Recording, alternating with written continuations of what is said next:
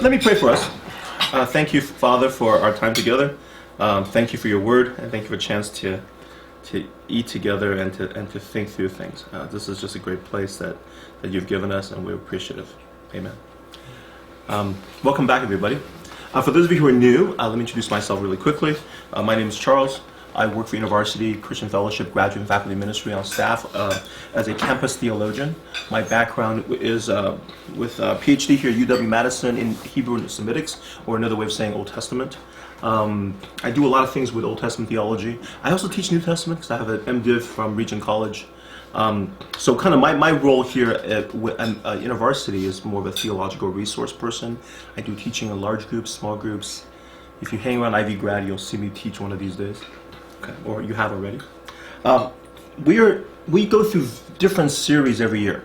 So we've done Romans, we've done Galatians, we did the Gospels, the meaning of Jesus' life, Jesus' death. This is kind of our first year in the Old Testament. We started in the fall, and we've been working on the righteousness of God in the Old Testament. And there's six different sessions, and then we're doing 6 more this year. The dates should be on the emails. If you're not on the email list, make sure you get on it somehow. How do you do that? I'm in charge of that. You're in charge of that? Yes. Awesome. I did not know that. Okay, so okay. So get your emails so that you get the right dates. We have total of 6 this semester, and we're going to try to finish up the Old Testament. Yeah, finish up the Old Testament. That's right. 12 sessions, Old Testament. Okay. So if you're new, you're coming in halfway through. We'll always do a little review, but the videos are actually available online. So you can, I think that's in the email links as well. You can actually go back and catch the first 5 of the 6. I think the first one didn't make it. There were some taping problems. Okay, so let me get us started. Also, for those of you who have been here, it's been a while. It's always good to review where we were. I argue the Bible's in 5 acts.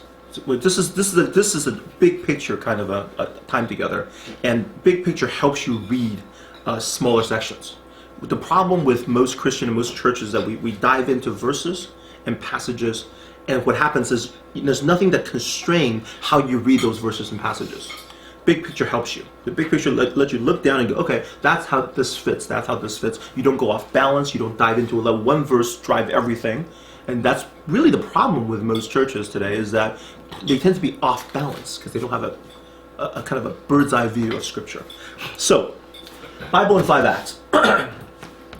Act 1, God creates heaven and earth and appoints human vice-regents to rule the earth on his behalf. Act 1. Act 2, the human vice-regents, that's us really, rebel against their liege, leading to chaos and corruption on earth. So that's Genesis 1 and 2, this is Genesis 3. And Genesis all the way 3 to 11. And then God calls into existence the kingdom of Israel as his tool to end rebellion and restore his rule on earth, but the kingdom rejoins the rebellion. That's really the rest of the story of the Old Testament. New Testament, Act 4, God sends his Son as the embodiment of faithful Israel and calls the church into existence as his tool to end rebellion and restore his rule on earth. And that's from Matthew all the way to, say, right before Jesus comes back, and then God restores his rule on earth and renews all creation with Jesus' second coming. So this would be the kind of the 5-act play, if you want to do that, history of God with his humanity on earth. And we live in Act 4, and we're anticipating Act 5. Now that in itself should be pretty striking, that we are characters within a larger story in which then we have a lot of freedom in how to act within this Act 4. Okay? But what that means is, if you read Act 2 and 3, you get a good idea how to live in Act 4. Imagine yourself, this is not my idea, N.T. Wright proposed this. Imagine yourself as improvisational Shakespearean actors, which may be a contradiction in terms. I don't think they do much improvisation. But imagine a Shakespearean play, a 5-act play, in which the first 3 acts has been found, the new one, in which the first 3 acts have been written, and the 5th act is written, but the 4th act has been damaged. Okay? So you have to improvise the 4th act. Okay?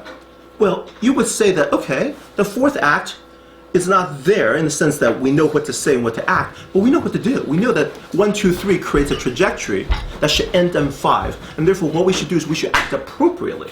That moves us from 1, 2, 3 to 5. Okay? And I would argue that that's what we're doing, that's what's happening in the Bible. Okay? The Bible gives you 1, 2, 3, The fourth one, they give you a little bit of the beginning, and then now we're just in the middle of it now. And we're improvising. Okay? And a good actor who's improvising would really, really study the earlier acts to see what trends continue, what things stop, what things thematically develop, and that really is our ethics. Okay? I've just connected improvisational acting with ethics. Okay? So there it is. Improvisational actors, how do we decide what is right and wrong? How do we decide how to behave? How do we decide how to think? Guess what? It comes out of the trajectory of the literary movements of the first three acts. Okay, is that clear? Okay, good. You know, if I keep going this way, we'll never even get to the lecture. I'm sorry. Quickly, our first time together, we just kind of draw very quick conclusions. Humans are created as kings and queens. This is in Genesis 1. We talked about that. Genesis 1, humans are created as kings, and that's just important to know. And C.S. Lewis recognized this. He said at the occasion of the coronation of Queen Elizabeth on June 2nd, 1953. Look how young she looks. Oh my gosh. Okay. The pressing of that huge heavy crown on that small young head was a symbol of the situation of all men. C.S. Lewis recognizes that humans are created to be kings, to rule the world on God's behalf. Okay. Our second session last semester, we talked about Genesis 3 through 11 and the problem of the fall, which is not a really good term. I'd much rather talk about human rebellion. It's not really a fall as much as a rebellion. They rebel in the sense that they don't want God to be in charge. They want to decide what is good and evil by themselves. They rebel, are expelled, and then what we have is the end result of that rebellion. Fratricide, violence, increasing all the way through the flood, and finally a kind of a danger of kind of humanity being completely trapped together in a conformist state where everybody becomes the same and religion is now used in the service of the empire. And that's where we ended with the Tower of Babel story. And if you're interested, you can find that on video. That does not nearly do it justice. Okay. Chapter 12 of Genesis, this is literally the pivot of the entire Bible. And I mean literal, it's not literal, is it metaphorically? Shoot, because there's no pivot technically in the Bible.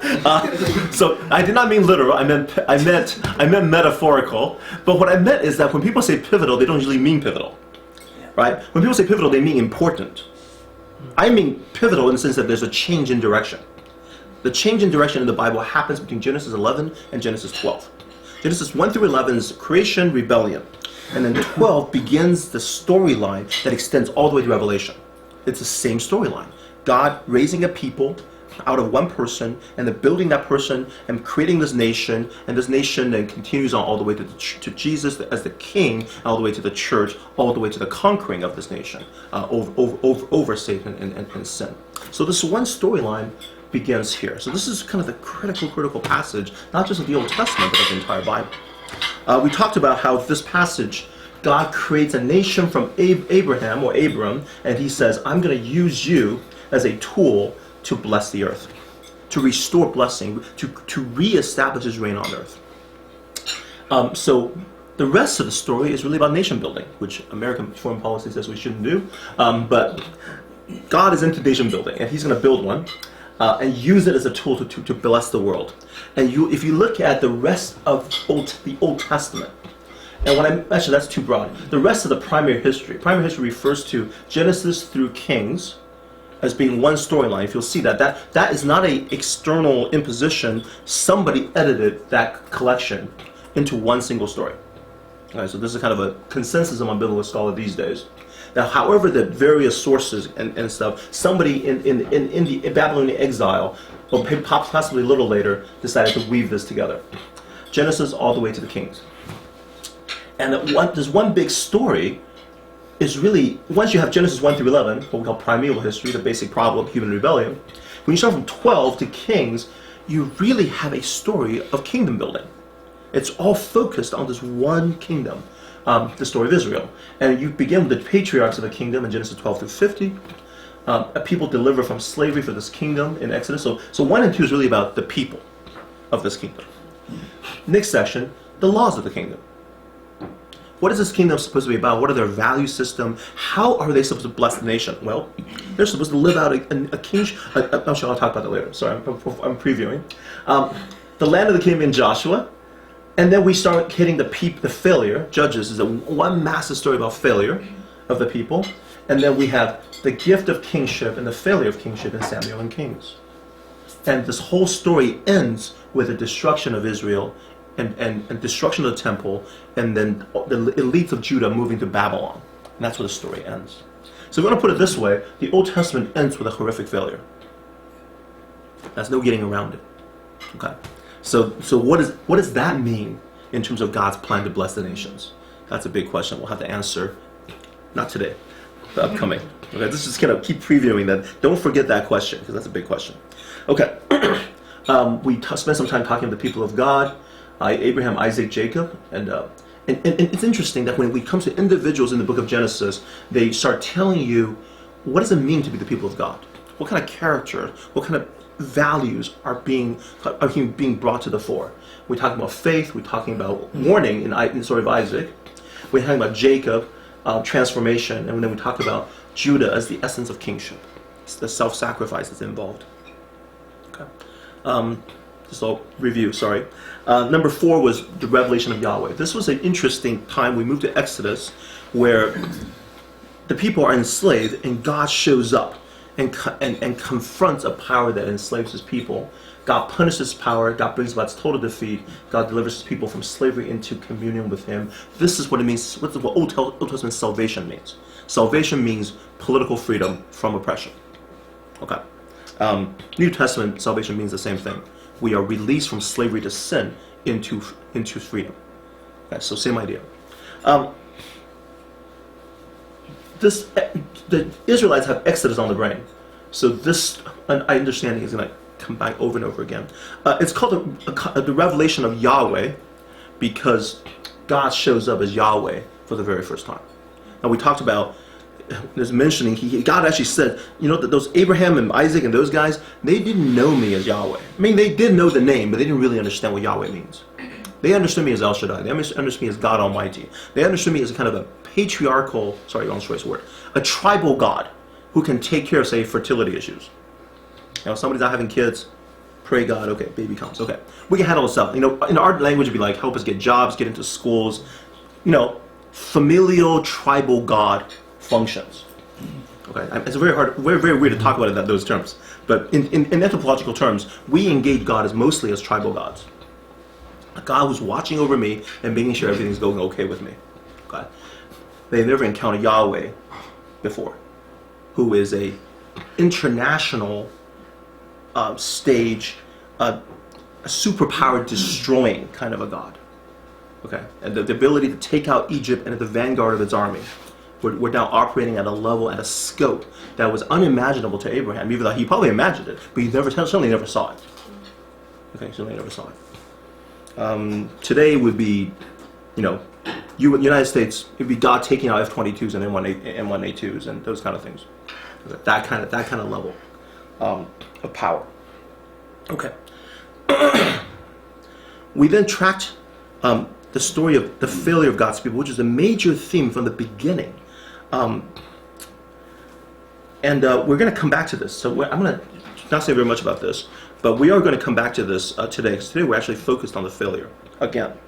But we start talking about failure of God's people while they're in Mount Sinai with God. When they refused, this golden calf episode, and then of course the refusal to enter the promised land, and God punished them, and then of course the book of Judges, which was a downward spiral of eventually ending in one of the most horrific passages in the whole Bible. And I think we talked about the details a little bit, but if you weren't there, if you feel like reading about it, read the final 2 sections of the book of Judges. It's like, wow, what in the world just happened? Okay, downward spiral, complete failure of the people. And the conclusion of the book of Judges is we need kings. Well, Israelites have become the new Canaanites. The people they drove out they're actually as bad, if not worse, than the people they drove away. And we need new kings. And then the final time we met together, we talked about kingship and the gift of kingship, and we discussed the story of, is kingship a good idea? Remember that one? And people have, and you will hear this a lot. People will say that gosh, there's a kind of anti-monarchic strand in the book of Samuel.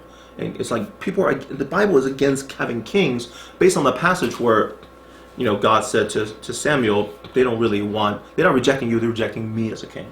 And we talked about, well, kingship was actually, throughout the Old Testament, already present.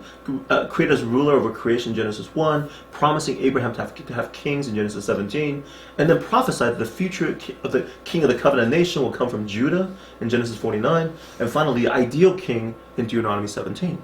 So this idea that God expects a king, right? So, and we talked about, and we actually explored that passage where it's not really, the problem wasn't that they shouldn't have a king, it's the kind of king they wanted. They wanted a military king. They want somebody who can fight wars for them. And that was kind of the passage, we looked at it in detail, like, okay, that's the problem. And the king that was described in Deuteronomy 17 was not a warrior king, but a Torah studying king. He sits there and copies the laws, and he memorizes, and he thinks about it all day long. It's like, really? And also, he's cutting chariots. He's like, he doesn't spend money on defense budgets, and he doesn't like maintain international relationships. So he's poor on diplomacy, and poor on defense budget expenditure, and he spends his time memorizing the Torah. Okay, that's what God wants. I don't think that's what the people wanted, and that's where the problem was.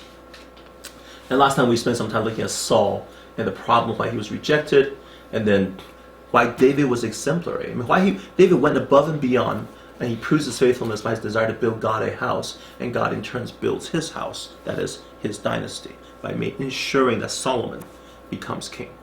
And then in the book of Kings, at least, it is once Solomon becomes king. Now, the Davidic house has been built. Solomon builds God a temple. And we will look at that next time we meet. Okay. Any question on this quick summary? Which Greek philosopher was a big fan of the idea of the philosopher king? Was that Plato? I think so. The New Republic? Yeah. The Republic, sorry, not the New Republic, right? The Republic. Yes. Do you think that's at all related to why centuries of Christendom really liked Plato? Because he was kind of buying into an idea that's very similar to ideas that are actually present and built up toward. I would not say that's probably why. You can probably some kind of. I would not say historically that's why. Okay. But I would think that's a very interesting idea that you can explore. The idea of having a king who's, for example, David. When the Deuteronomy 17 king is a king who's focused on Torah. Solomon was the sage king, right? He's known for being this wise man. So there is your kind of the forerunner of the philosopher king idea. So there may be some connection, but I don't know enough about Greek philosophy and church history to say, yeah, that's where they got it from. In fact, if anything, I have doubts about that because the early Christians did not read the Old Testament did not like the Old Testament very much. And they probably did not. I don't know. I don't think they engaged the Old Testament that way. But I could be wrong about that. Like I said, I'm not a church historian. So there was plenty of cultural hegemony going in that favor as well. But to latch on to one part of Hellenistic culture, it's possible. Would fit pretty well with this. Yeah, like I said, I don't know about church history to be able to answer that question. Good. So, sorry, let me back up. Any other questions about the kind of the quick and dirty summary of our first 6 sessions in the fall? Today in our first 6 sessions we've been moving progressively through the storyline.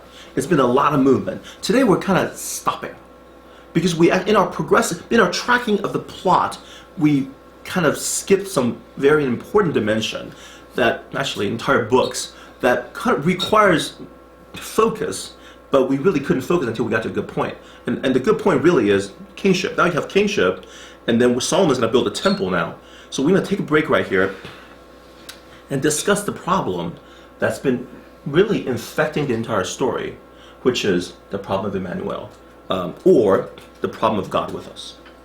Immanuel means God with us. The problem of God with us is really, and we're going to focus on form and function of the cult. Today we're going to start talking about worship and sacrifice, those kind of things. Like, what the heck? We're going to spend some time talking about that. Next time we meet, we'll get back into the storyline, get to the destruction of Jerusalem and all that kind of stuff. Okay? But today, we're going to spend some time talking about temple, and form and function. It's less narrative, but we need to address it. Let me point out something in the storyline. If you remember back, we spent quite a bit of time talking about the Ten Commandments. That took a long time. Right after Ten Commandments, you have the book of the judgments, and after that, we have the signing of the covenant, and then we enter the section in Exodus chapter 25 where we have instructions on how to build their tabernacle. Okay. And then chapter 35 to 40, you have the actual construction of the tabernacle. It just goes on and on. I mean, you've experienced this. If you ever tried reading the Bible from cover to cover, you're reading Genesis, this is great. Oh yeah, this is fun. Exodus, chapter 19, and you hit Exodus, they get to 19, and suddenly you just smash into a wall. It's like, what just happened, right? And then you try to struggle way through. It's like, oh my gosh, 19, 20, okay, 20's okay, 21, oh my gosh, okay, 23. And then you hit this section, 25, you're just like keeling over. Okay, and then it does not end. Okay, there's a nice little golden calf thing, that kind of nice little break. And then you hit more, and then you end the book of Exodus. You hit to Leviticus. It's like, forget this, right? And most people don't make it out of Leviticus. That'd be my guess. And you jump to Numbers, or you jump actually to Joshua, and it gets more fun again. It's reality. So today, I want to focus on structure, which I think people don't notice as much, which is you have this massive focus on the tabernacle in Exodus, the second half of Exodus. Instruction and then actual construction. And smack dab in the middle of it is the golden calf narrative. Okay. Again, it's like structurally, it's placed right in the middle. And by now when we talk about Hebrew structure, there's always kind of this mirroring or chiastic kind of effect. And when you're doing that, you're always looking in the middle. The presence of the golden calf narrative in the middle of this instruction on how to build a tabernacle is very critical. So we're going to spend some time talking about the golden calf episode. Before, as a foundation for understanding the Israelite or Yahwistic cult. And when I mean cult, I don't mean cult as in David Koresh and or Jim Jones. When the biblical academics call cult as public worship, kind of the public worship of in any religious system. So let's quickly go to chapter 24. This is after the Ten Commandments. They're in Mount Sinai. When Moses went and told the people all the Lord's Yahweh's word and laws, they responded with one voice, "Everything Yahweh has said we will do." Moses then wrote down everything Yahweh has said. He got up early the next morning and built an altar at the foot of the mountain and set up 12 stone pillars representing the 12 tribes of Israel. Then he sent young Israelite men. Then they offered burnt offerings and sacrificed young bulls as fellowship offerings to Yahweh. Moses took half of the blood and put it in bowls, and the other half he splashed against the altar. The altar was just covered with blood. Okay. Then he took the book of the covenant and read it to the people. That's 10 Commandments plus the judgments, which has been written. We just read it actually in chapter 23. And they responded, "We will do everything Yahweh has said, and we will obey." And Moses then took the blood and he just sprinkled it on the people. Okay, so you just got a blood shower. Okay, it's kind of good. It's kind of gross. Okay, just want to point that out. Okay, this is the blood of the covenant that Yahweh has made with you in accordance with all these words. Okay, so this, we talk about the Mosaic covenant. This is it. This is this covenant initiating a ritual right here. Okay, blood, scatter blood. You'll do it? Yes. Okay. Here's the blood. Okay, which people talk about various ideas. One of the basic idea is you're covered in blood. You're dead. That this is a death ritual. If you break it, you will die. And frankly, by participating, you're dead anyway. And what your life now begins is a new life that is structured by the covenant. That is in the covenant. Okay, so there's definitely idea of life and death being invoked in here. So this is like God and Israelites finally they got married. This is their covenant, and they have that relationship now. And Moses and Aaron, Nadab and Abihu, and 70 elders of Israel went up and saw God of Israel. Under his feet was something like a pavement made of lapis lazuli, some kind of blue stone, as bright blue as the sky. Wow, it was weird. But God did not raise his hand against these leaders of the Israelites. They saw God and ate and drank. And Yahweh said to Moses, "Come up to me on the mountain and stay here, and I will give you the tablets of stone with the law and commandments I have written for their instruction." Then Moses set out with Joshua his aide, and Moses went up to the mountain of God, and he said to the elders, "Wait here for us until we come back to you. Aaron and Hur are with you, and anyone involved in a dispute can go to them." So we left behind some leaders. We're going up. All right, Moses and Joshua are going up. When Moses went up to the mountain, the cloud covered it, and the glory of Yahweh settled on Mount Sinai. For 6 days the cloud covered the mountain, and on the 7th day Yahweh called to Moses from within the cloud. To the Israelites, the glory of Yahweh looked like a consuming fire on top of the mountain. So, so they signed the covenant. Okay, we're going to send Moses and Joshua up the mountain to have a little chat with God, write everything down. Okay, so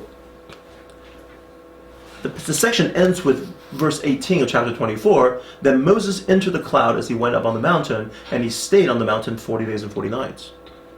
Okay. And then we have the whole chapter 25 to 31, the instruction on making the tabernacle. All of that is when Moses is up there talking to God, God's telling him how to make the tabernacle. Okay. So while all this is happening, we go to chapter 32. So what's going on is right after they agreed to the covenant, Moses went up, and now something else is going to happen. Right here down below. There's clouds, there's glories, all kinds of fun, fantastic things happening. And they saw it all. And then 32 kind of shows up and just really kind of punctures or lets the air out of the whole thing. Everything's looking so cool. And then when the people saw that Moses was so long in coming down from the mountain, they gathered around Aaron and said, "Come, make us gods who will go before us. As for this fellow Moses who brought us up out of Egypt, we don't know what has happened to him." Okay. So, what's the problem here that's been identified between the relation between God and his people? What's really the number one problem? What's been identified, the number one problem is they don't know God apart from Moses. Right? Their relation with God is entirely dependent on this Moses dude. And if he's gone, everything falls apart. Okay? So we're gonna dive into the nature of the problem of Immanuel, of God with us. And one of the starting problem is somehow in this storyline there are people who know God and most people don't.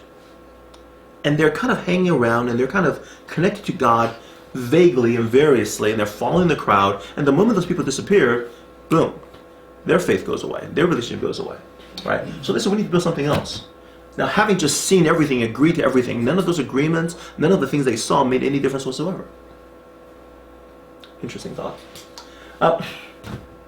Now, here's the problem. Aaron's like, okay, no problem, we'll go along with that. Aaron answered them, "Take off the gold earrings that your wives, your sons, your daughters are wearing, and bring them to me." All the people took off the earrings and brought them to Aaron. He took what they handed him and made it into an idol cast in the shape of a calf, fashioning with a tool. Then they said, "These are your gods, Israel, who brought you out of Egypt." So, this is of course first.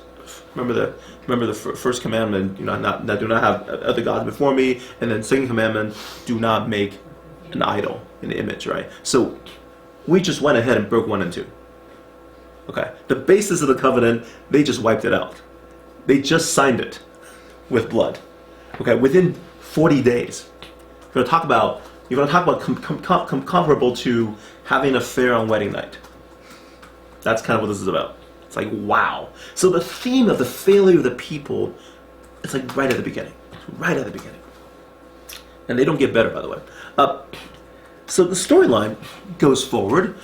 Aaron saw this and he built an altar in front of the calf and announced, "Tomorrow will be a festival to Yahweh." Huh?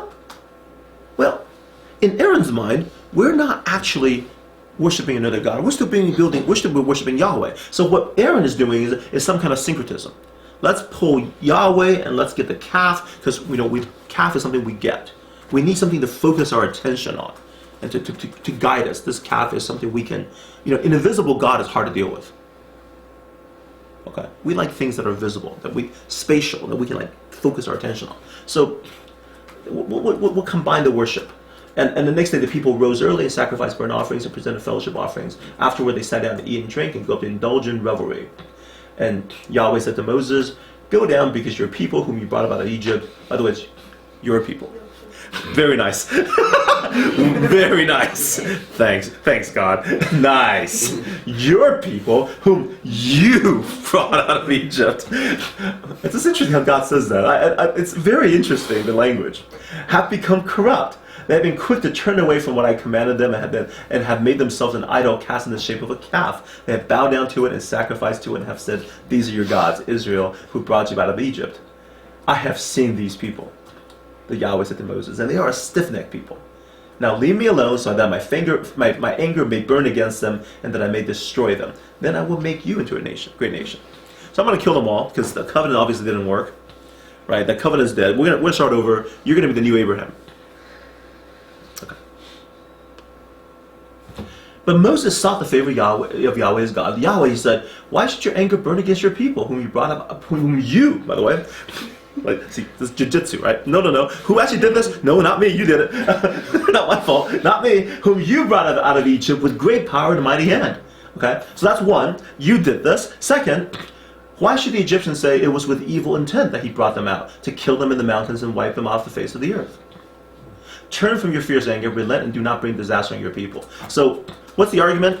You did it, and also, this will look bad on you. Okay? Notice, there's nothing in there about the people deserve anything. No, there's not really going on. Nothing. They don't deserve anything. It's not really about the people anymore. It's about God and God's reputation, and really about whether God can actually do what he promised, which is to actually bring them and make them a nation, into a nation. Now, people can have all kinds of questions about, was God really going to do this? If Moses hadn't said anything, was he? It was like all kinds of questions like that. And I'm not going to probably not going to give you any really good answer, except to say that God actually responds to individuals. Now, did he anticipate that Moses was going to do this? I don't know. It doesn't say. I'm just saying people do all kinds of gymnastics when they come to this passage, and I understand that because it really conflicts with our view of God. Okay, but the storyline is when we read it on the surface, this is what it says. He says, remember your servants Abraham, Isaac, and Israel, to whom you swore by your own self, I will make your descendants as numerous as the stars in the sky, and I will give you descendants all this land I promised them, and it will be their inheritance forever. Then Yahweh relented and did not bring on his people the disaster he had threatened. So what we have is a clear connection between God's reaction to Moses' speech. Okay. But what's interesting is that you do notice that Yahweh seemed to have suggested that Moses might do something. He said, leave me alone so that my anger may again burn against them. He's obviously saying, Moses, don't you dare argue for the people, which I think is an invitation for him to do so. But okay, you can try to read that if you want. Maybe, okay, then there's some kind of anticipation of that going on. But I would point that out, once again, that all of Moses' arguments relate to God himself. His reputation among the Egyptians, and his promise, his faithfulness to himself. And notice once again, the basis of this is on individuals. Abraham, Isaac, and Israel. Okay, God's doing things based on his relationship to actual persons, individual persons. Okay, this was one of mind-boggling things about the Bible is that God is the God of everyone. We're talking about how many people do we have? 8 billion now? Where are we? 7? 7 billion people. And throughout history, and yet he relates to people individually, and what they say and what he promises them has affects hundreds and thousands of years beyond. Just a fascinating, mind-boggling idea that we can have that kind of relationship with God. Any questions on this? I know you can have questions on this. Or have I dealt with it already? Okay. Can you spell out a little bit of what the word relent? To probably most likely nacham, to repent, to change his mind, most likely. You can also mean to comfort, but here basically says I'm going to change my mind about this. Yeah, there's really very few ways to duck out of the idea. Like I said, you can try, but the text itself isn't really emphasizing that. Like I said, we can explain things away, But you can never say that's what the text is actually saying. Yeah. We can explain, but that's all we can do. Yeah. And I know this isn't the only point in the Right. Testament. This is 1 Samuel. This shows up again and again. Saul. This shows up again and again.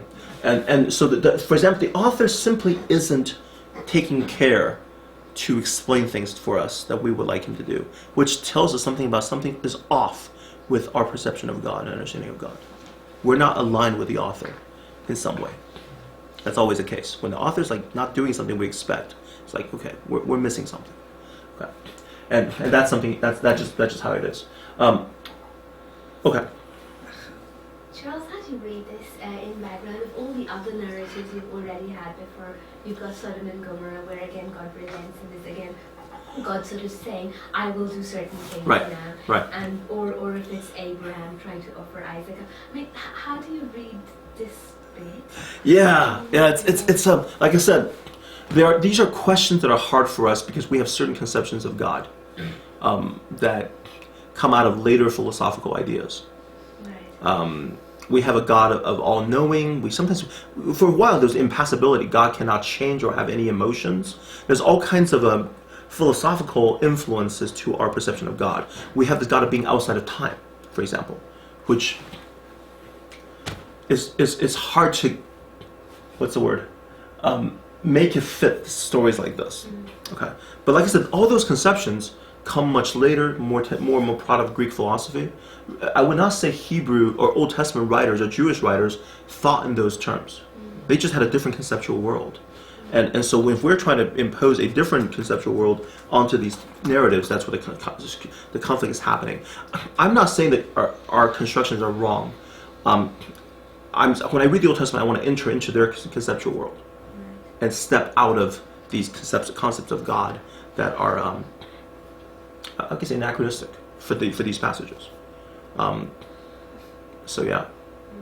So maybe I'm always kind of arguing that theology has a very low role in exegesis, or no role in exegesis. That you don't use theology to read Scripture. You use Scripture to inform theology. It's one directional, not the other way. I think I've made that point before. That you don't say, oh, I believe in Trinity, therefore I start going back to the Old Testament and looking for passages where there's Trinity involved. That's a circular thing. And what I want to do is say, no, Trinity is a great conclusion drawn from the data in the text, but you would not want to reimpose that on passages where there really isn't anything clear about that. Okay. So I would go in that direction and say as we read this, let's not think about the later conceptions of God, and let the narrator form it for us. And eventually, when we look at the entire canon, we say, you know what? We think these things about God, even though these things may not then fit perfectly with every instances, every narrative descriptions about God. So that may be a dodge. No, I get that. Yeah. Actually, what I was trying to figure out is that, Yeah. I mean, these seem like seminal stories in the narrative. Yeah. How is this different? What else is it doing from what he's... Yeah. God seems to have this propensity to keep choosing the wrong people. Well, we're all kind of really sad, Right. which is also true. Well, it's a comment. I think the eventual comment is not that they're the wrong people; it's that people are wrong. I think that's eventually we're going to get to. Yeah. Because if he has chosen in someone else, the person would probably also would have failed. Yeah, there's no right person.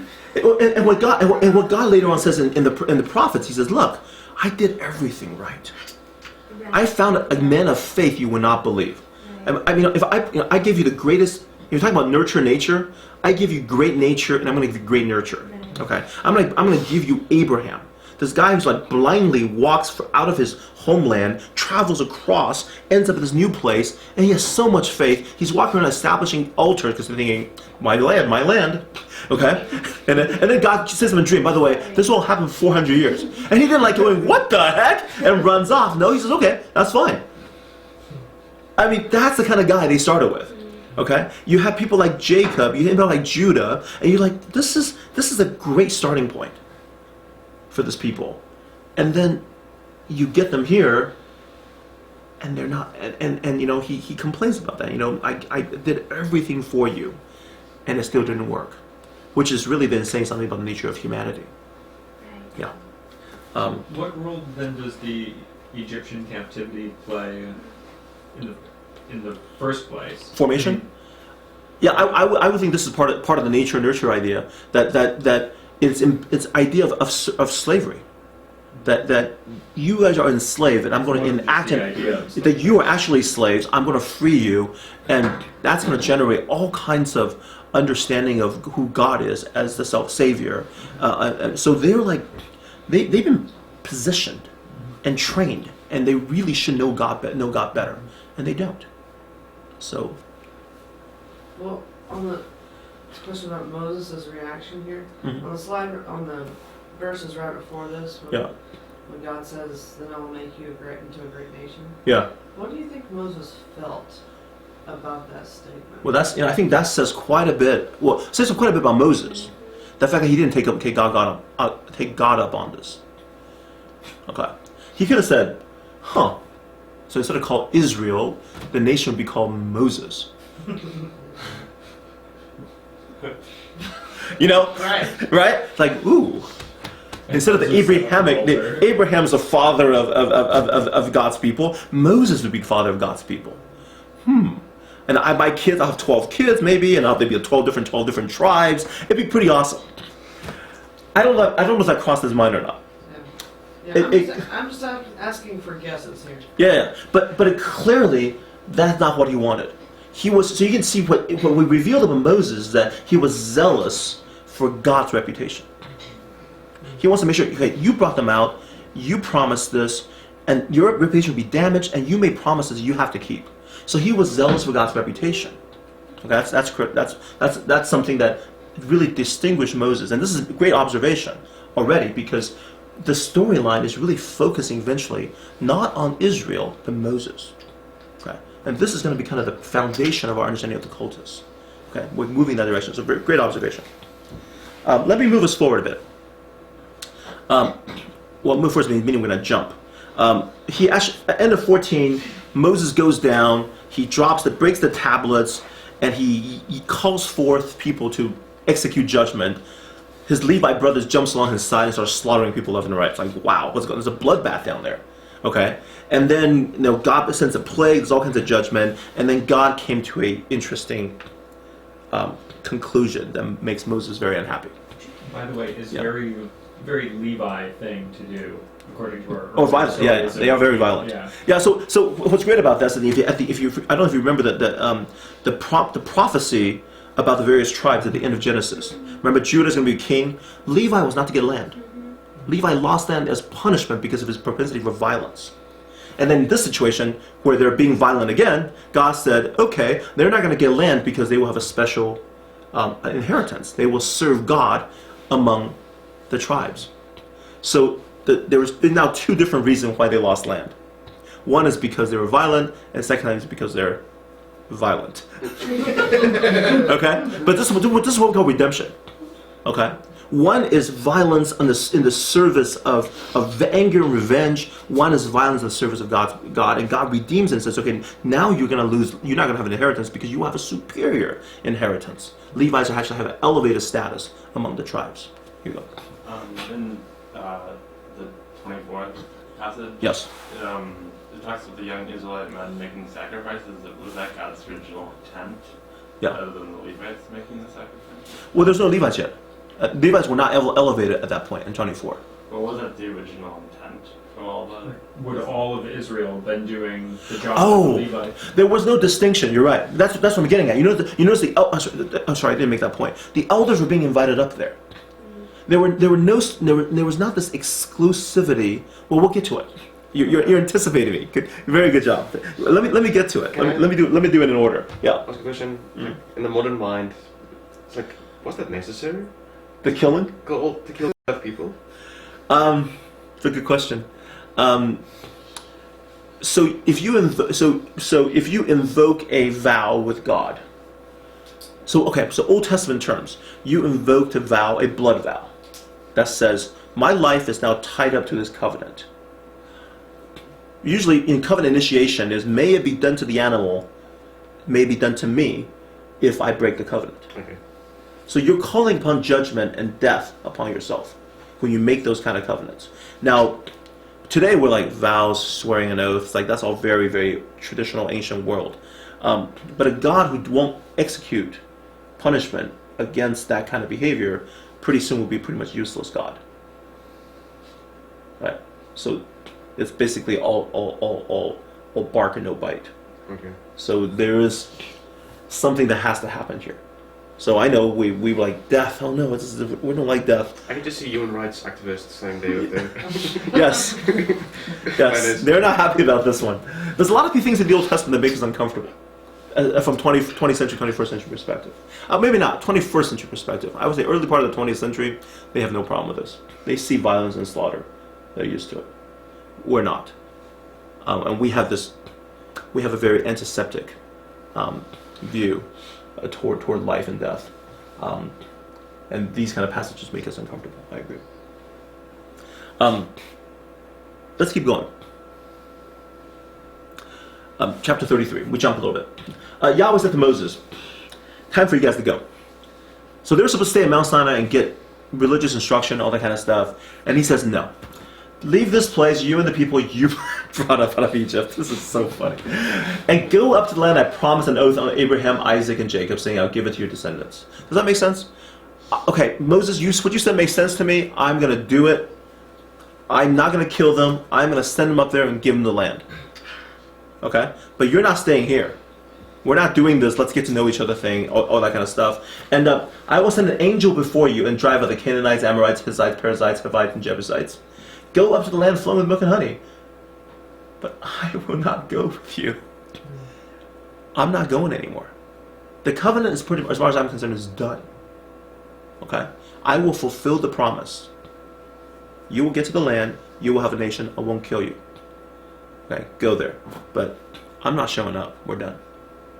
Okay? I will do the thing I said for Abraham. Because you are a stiff-necked people and I might destroy you on the way. If I go with you, I might kill you all. I just cool. It's like, if I go with you, you're all going to die. Okay, that's not going to go well. So God came up with a solution that really gets rid of the original objection.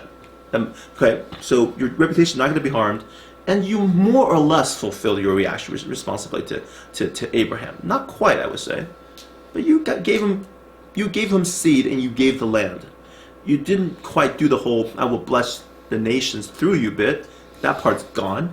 But oh well, right? So when the people heard these distressing words, they began to mourn, and no one put on any ornaments. For Yahweh said to Moses, "Tell the Israelites you are a stiff-necked people. If I were to go with you even for a moment, I might destroy you. Now take off your ornaments, and I will decide what to do with you." So the Israelites stripped off their ornaments at Mount Horeb. Okay.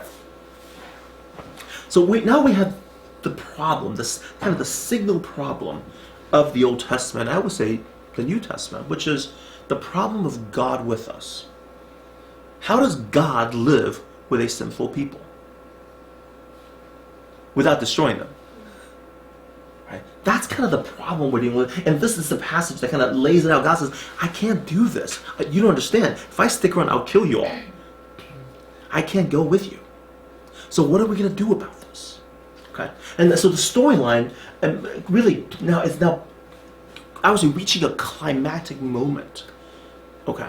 In which the problem of rebellion is now, that happened. Now we're building on top of it. Now we have a solution that's less than ideal. But how do we really resolve it? Okay. And once again, it comes down to an individual. Okay? And here again is Moses. Moses said to Yahweh, "You have been telling me leave these people, but you have not let me know whom you will send with me. You have said, I know you by name, and you have found favor with me. If you are pleased with me, teach me your way so that I may know you and continue to find favor with you. Remember that this nation is your people." Okay. I need to know who you are if we're going to keep doing this. Okay. I need to know who you are. Okay. I know you by name. You said all this.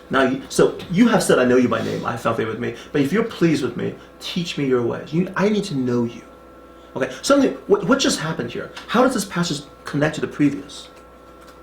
God says, I'm not going with you. And Moses says, you want me to lead these people? I need to know you.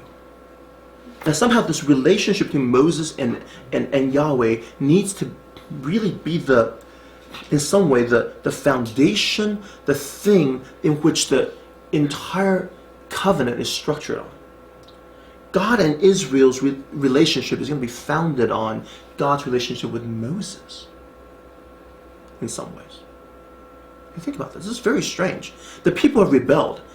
Their faithfulness doesn't work. So Moses' response is, I need to know you now. I need to know you. And remember that this nation is your people. Yahweh replied, my presence will go with you and I will give you rest. And Moses said to him, if your presence does not go with us, do not send us up from here. How will anyone know that you are pleased with me and with your people unless you go with us? What else would distinguish me and your people from all the other people on the face of the earth?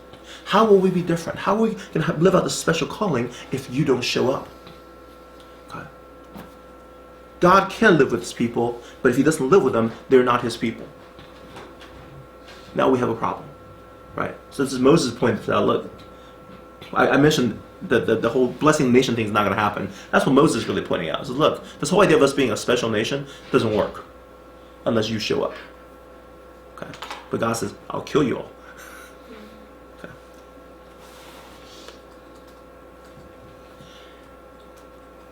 And Yahweh said to Moses, I will do the very thing you have asked. Let me back up.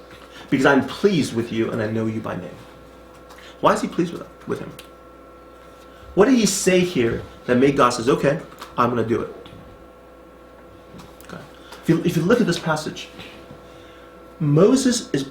Okay, let me back up. Most of us, no choice of word. I think for most people, the idea of a God who sends his angel ahead of you to take care of you, but God doesn't get too close, is a really good thing. That's what most of us really want. We want a protective angel to take care of us in our obstacles, but not a God who lives upstairs, nice and close. Okay. The reason being is that's what we want out of a God. We want a God to solve problems for us. But a God up close is really a drag. Can you imagine Jesus lived in your, like the bedroom next door? It would feel very awkward. Right? It'd be cool. Like, oh, Jesus lives in my house. Yeah, but oh, geez, shoot, Jesus lives in my house. Yeah, okay. You know what I'm saying? So you're talking, you're like arguing, you feel it's like, oh, Jesus is hearing all this. Shoot. Okay. It doesn't feel that good to have Jesus living in your house. The idea that he actually does is irrelevant. Just imagine physically having a roommate, or even worse, he's a roommate. So that can get really uncomfortable really fast. So in a sense, God's offering Moses the ideal thing. Okay, have my protection. I'll stay far away. It's that song, the Bette Midler song, in the '80s, really popular, called "God is Watching Us from a Distance." That's the American dream right there. Okay, God bless America. Yes, don't get too close. Okay, take care of everything, make sure everything goes well. No major disasters. But in terms of getting in our grill, none of that. Thank you. Yes. The 18 inches of.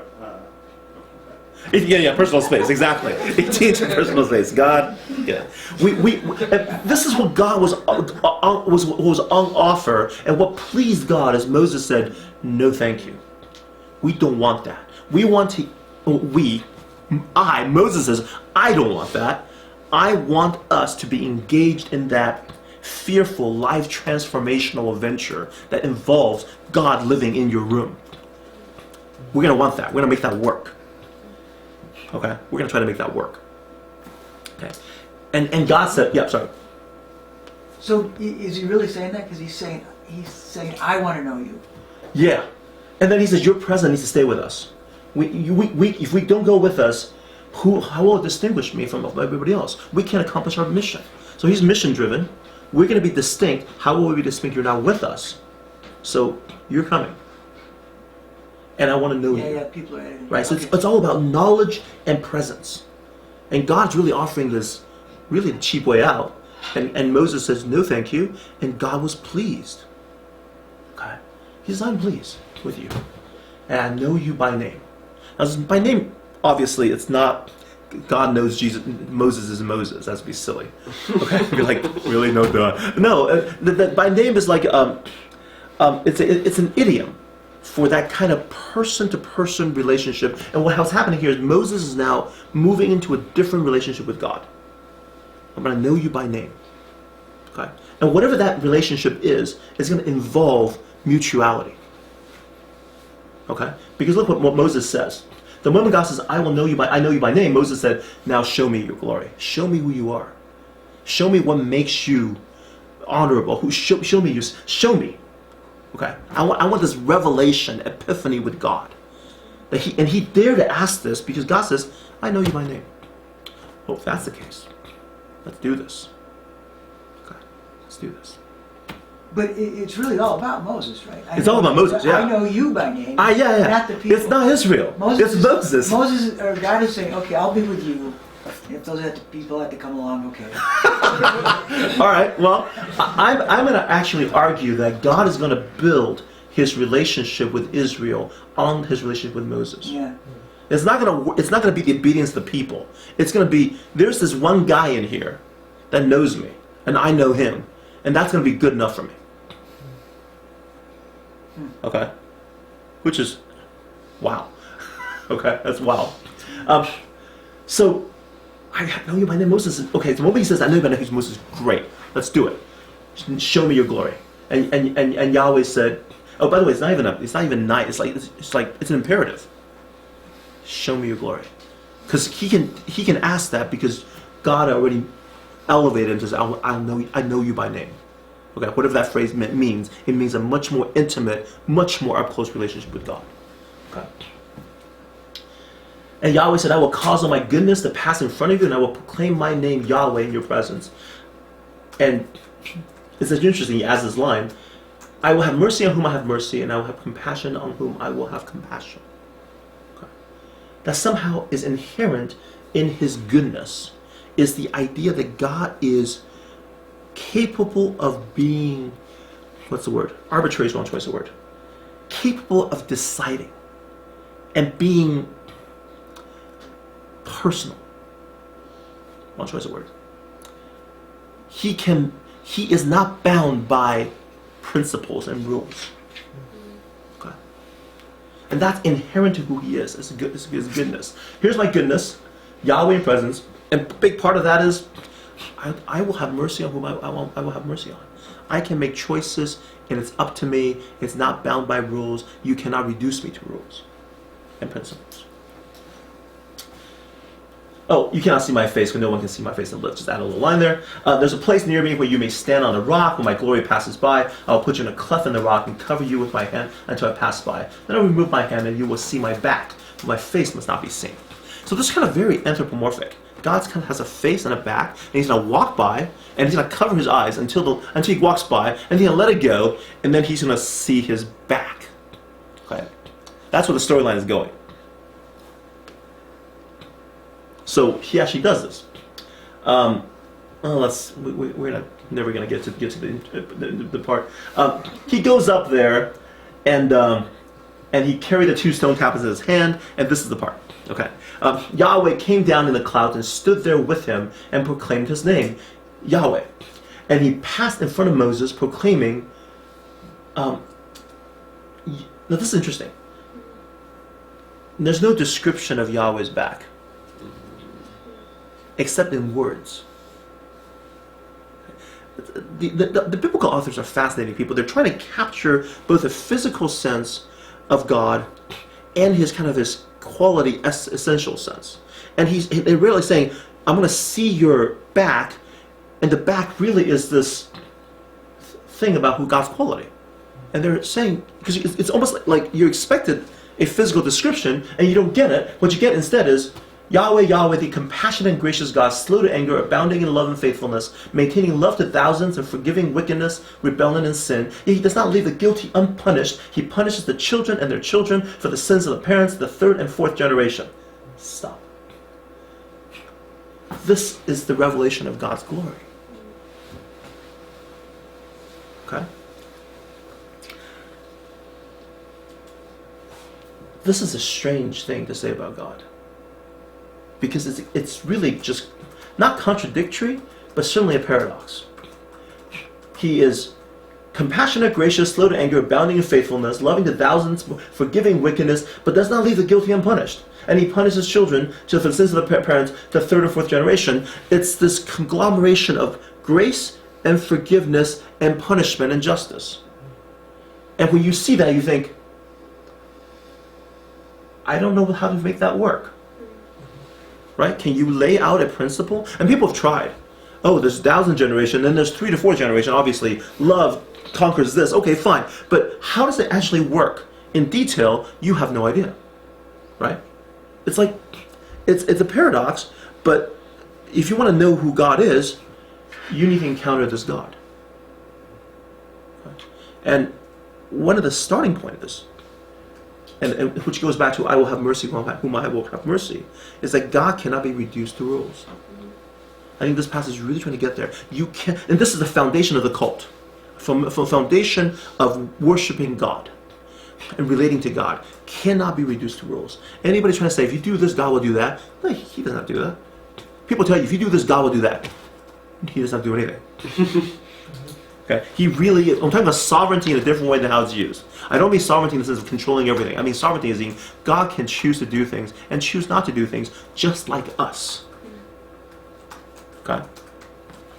Mary. I just want to say 2 things. One, that when you talked about all of this, Derrida talks about this in terms of understanding justice, and his point is to prove that applying case law is actually unjust.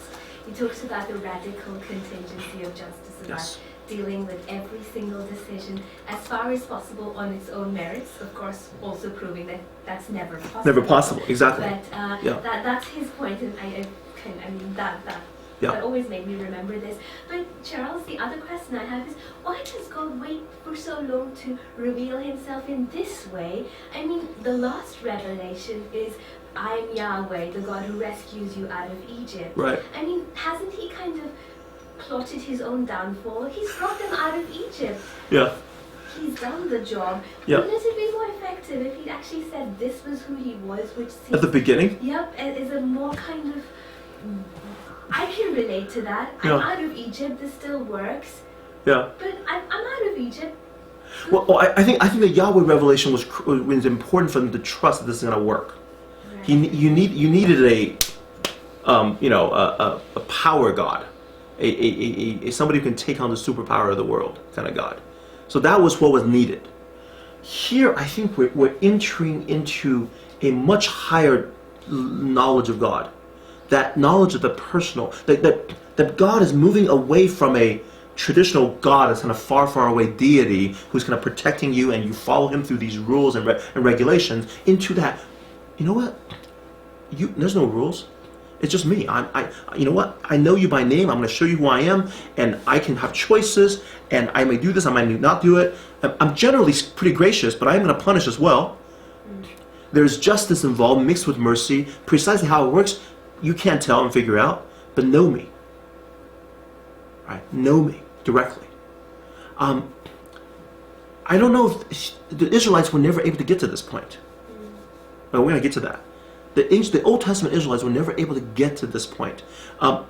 This kind of understanding of God freaks people out. We prefer gods that we can manipulate. We prefer gods that follow rules. And if we apply the lever, God responds a certain way. Put in a coin, get the reward. Do good, get the present from Santa Claus. There's a lot of people that interpret these kinds of passages as God being capricious. Yeah. So how would you respond to somebody who said that? Yeah. So the question, capricious, arbitrary, random, Radical contingency. They're semantically overlapped, and I would say capricious has a bad connotation. Right. So I would say, I would say if you take away the bad connotation, I would not say you're wrong about capricious. If you take away the negative of it and assume that, you say, okay, a person who's not capricious, a good person is not capricious. He is Steady. I'm sorry? Rational. Oh, okay. I'm saying is, what I mean is a good person who makes choices, you have to trust in his goodness as he is being in some way unpredictable. Right? Let's put it this way. What we mean by a person who's predictable, it means that we can know what he's going to do ahead of time. He is predictable in his response to stimuli. You do this, he'll do that. That person is predictable. Okay. In a sense, he almost ceases to be a person. He becomes an equation. This X input, Y output. He's a function. Okay, mathematical function. The personhood is that injection of the additional agency, so that what goes in doesn't necessarily come out the other way, precisely the same way. Okay, and here we're really kind of embracing that radical personhood of God. Still, though, trusting in his inherent goodness. So that I would not use the word capricious, but I would say he is now unpredictable. Here we really get the Aslan is not tame, but he is good. There we go. Idea. That's what Lewis was getting. That's precisely the point that Lewis is trying to get at, which is you don't know what the lion's going to do at all. Okay, he is so far above you that there's no way you can manipulate. You can't grasp his rules. Are there any rules? But he is just inherently good, so that's okay. You have to trust that. But yeah. I was kind of thinking what you were saying about manipulating God, like the flip side, like God, like knowing ahead of time how we were going to react, and like using that to like manipulate it. So I wasn't sure, like when you said God being outside, like being like in time and stuff. Oh, I'm saying that those are late anachronistic intrusions into the text. That the idea of God being outside time, being that those are much later ideas. New Testament, possibly later than New Testament ideas. I think Augustine lays out a very nice picture of God being outside of time, and kind of picture of time. But there are marriages of Christian ideas with Greek philosophy. And I would say that may be true and may be right, I don't know, but let's not use that to read into these texts. I'm actually saying don't do that. Okay, so exegesis goes to theology. Don't use theology to read the text, because it causes all kinds of problems. Saying more so like Yeah. if like we try to manipulate God, like God trying to like manipulate us or sort of thing. Oh, like, okay. So I was unsure if like you could like turn the other way or not. Oh, you want to turn the people on God, you mean? No, like God, like knowing how we react and stimulated and stuff like that. Oh, that's it. I mean, look, God redeems human errors. I mean, that's kind of clear in the Bible. It's major themes. So the idea that God knows what we're going to do, that's kind of a big major theme. But the idea that God is, in some ways, moving us, that's undeniable. Maybe I'm not hearing the question properly. I'm trying to think of the way it's phrased. But are you saying kind of the ethical issues that we can manipulate God, but yet God manipulates us, kind of thing? Is that kind of what you're getting? God isn't doing that. He's responding to how we like treat, not debasing us as like as an equation or something like that. So. Right. In the same way that the reader talks about, I mean, the point is not just the rules, but that you're actually giving the other, the fullness of their experience. So you and I doing exactly the same thing could still lead to different ways of being judged because of those different experiences. Okay. Is that what you're trying to say? I mean, that's the other flip side of it, right? Yeah. I think I'm trying to... I may not be able to... Maybe we'll talk later about this. But you're absolutely right that does God treat us as persons? Is that kind of what you're getting at? Yeah, kind of. That God's respect for us. And I think the answer is yes. Which then leads into all kinds of things about... I'm actually trying to get to this point. Which is God treats individuals as full-on persons. And that means you're full, you're contingent, you're full, you cannot be reduced and reduced to some kind of an equation about what you will do or not do. I will know you by name. I will really engage with you, and when you tell me something, I'm going to say, you know what, that makes sense, I'm going to stop. Like he just did. He relented because what Moses said to him. Now, we want to say, but I knew that, I was anticipating that. We want him to manipulate Moses.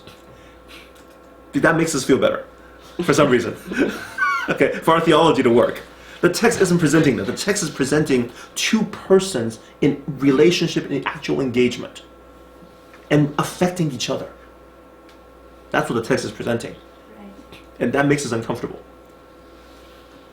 Yeah, which tells us something about who we are. That we like God reduced and we like ourselves reduced. Okay, but as full free beings with agency in this world that God's created.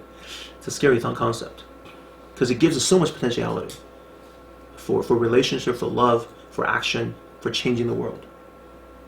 Please. I like that point. And maybe what I have to ask is not related, Okay. and I can't think of the right term now, but if God knows everything that's going to happen in our future, Yeah. That's precisely the question I don't want you to ask. okay. We don't have to go there now. Yeah. But that's what's running through my head. Yeah. Because of other conversations I've had about Yeah. all of this. Yeah. But this makes more sense. Yeah. I'd like to think this way better because I don't understand the other way. Like I said, those are the perspective of God that we don't want to bring into the story, because I don't think the narrator wants you to read it with that in mind. Now, it may even be true. I don't know how to deal with the philosophical part of all of that. Whether God knows everything ahead of time, He knows all true propositions. There's all kinds of philosophical ways to deal with that. Whatever we do, because even though He knows all the times we sidestep everything on the path He had set out for us, He somehow is always able to get us back to where He wanted us to be. Yeah, I don't even think that. So now that I don't think philosophical. I don't know if there's a plan. But I don't know. This is a long question. We'll have to get into that some other time. Yeah, that's okay. Right. That's the whole realm of discussion that's making this uncomfortable. But Charles, Okay. this context is still actually full of gods of caprice. I mean, this is not new. So in that sense, is this actually pretty dangerous? It makes us uncomfortable with a God who behaves this way, and with humans that behave this way. Within our particular culture, but because other cultures, if you were a Greek God, it's perfectly okay to do whatever pleases you. Yeah. So does that mean that they actually had a better understanding? Or even the Hindus, people are fine with God's weird, irrational things, and they're fine precisely because they're gods. Yeah. So in some ways, that caprice is the condition for godhood. So is that what this is saying? Because that suddenly makes me feel way more uncomfortable. I think we're getting at a God who is fully free, but who trusts in His goodness. You're absolutely right. There's something that's going to conflict there, because His goodness should constrain His freedom in some ways. And I would hope that is the case. But I don't want to sit down and try to draw rules of a God. I think that's maybe something that humans shouldn't do. But a lot of theologians are very quick to say things about what God can and cannot do. And I don't like doing that. So maybe that's where my reluctance comes from. If I'm erring toward the side of the personhood of God, the agency of God, the choice of God, the freedom of God. And I know that make things uncomfortable, but I think maybe our theology is swing too far the other side, and so we're thinking about this in terms of the dialogue. We're moving this more this direction, and maybe I go too far and we need to move it back. I don't know. So, yeah. I think you can probably say for any of the Greek gods, I can't speak to Hinduism particularly effectively at all, but Yahweh and those gods are also kind of constrained to their character. The distinction is that Yahweh is presented as, regardless of Yahweh's actions, Yahweh's character is good. Yeah. By definition, is the reference point for good. Whereas with the Greek gods, this was how gods did it, but there was no attachment to, like, Zeus is somehow virtuous. Not really. You don't use Zeus as a reference point for anything. Maybe let me be more precise about good. But we haven't actually had that revelation till this point. Yeah. What I mean is the Bible presents God's character. If you're looking at creation, He is a power-sharing God. We talked about. He likes to see other lives prosper, other beings prosper. He likes to create order. So He's an orderly God. He likes to create order. He likes beauty. And he likes harmonious relationships. Okay, this is just from Genesis 1, 2, and 3. You kind of get a picture of who this God is. He has these inclinations and goals he's moving toward. He has compassion on those who suffer, right? And he wants to bless the world. So he seems to be this full God, wants to expand and create more goodness for other free beings. That's kind of what drives him. Now, that isn't enough to say how he will answer any situation, how he will respond. But if that's whose basic character is, that's not a bad way to start. That God is going to be okay. That's weird way to think about this. I know it's like, oh my gosh, watch out for lightning. But if that's who he is, then whatever he does, the decision would drive out of that desire. We can't make any predictions from that, but we can certainly trust it. So we're trusting his intentions are good? His intention, we're trusting what he wants is good. That his intentions are good. For us is good. Toward us is good. And you get that from the rest of the story up to this. From I've just summarized Genesis 1 through this point. If you keep going, you find out he's a God who sacrifices and dies for us. So the storyline keeps expanding, and we learn more and more about God as the story goes forward. As a people that begins rebelling, it was like, okay, now we certainly find out this God is going to open himself to such an incredible knowledge with an individual human being, and is going to then build his relationship with Israel on top of this one person. So we start realizing who he is, and we're learning about him through his actions.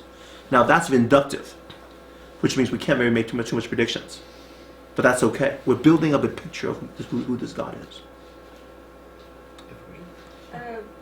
Yeah, Sorry. No, it's okay. It was related to the thing about the Hindu gods. Quite often, I think, like in tribal gods, there's sort of post hoc ergo propter hoc type thing going on where, like, okay, it rained. That must mean the gods felt this. Whereas here, we can sort of see the decision making happening in real time before things go. Yes. And that actually feels better to me. It makes me feel less uncomfortable with the idea of, well, this happened, so obviously trying to like rationalize backwards. So I like the way you've explained, like, God has agency, and that is why things happen. It's not just, well, this happened, how can we explain this based on what we know about God? Right. So.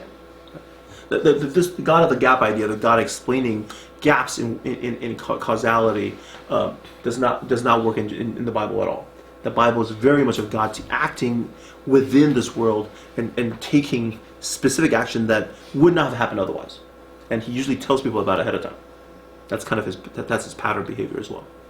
So, is there enough in this passage to say that there's a precedent of we don't get God and how God acts, to say that to eliminate or at least like soothe any freaking out that there might be for does God know everything? How does he know what we're going to do? How does he interact with that?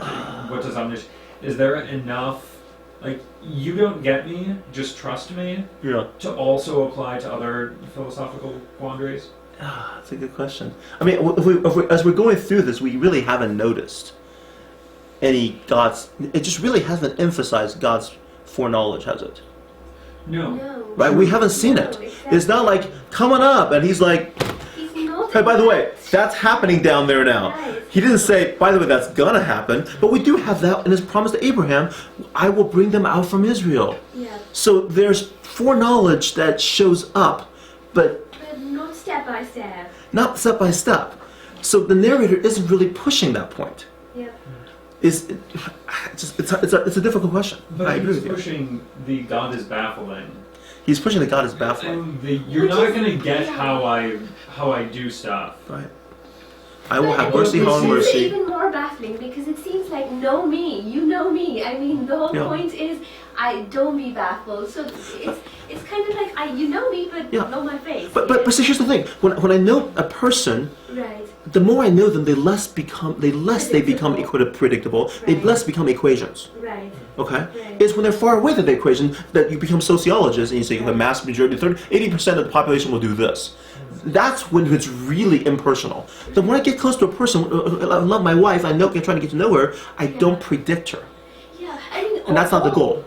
I feel like the only real thing I learn about God in all of this is that God doesn't deal in the abstract. That in fact Platonic idealism is bullshit. This is all that I really seem to understand. Yeah.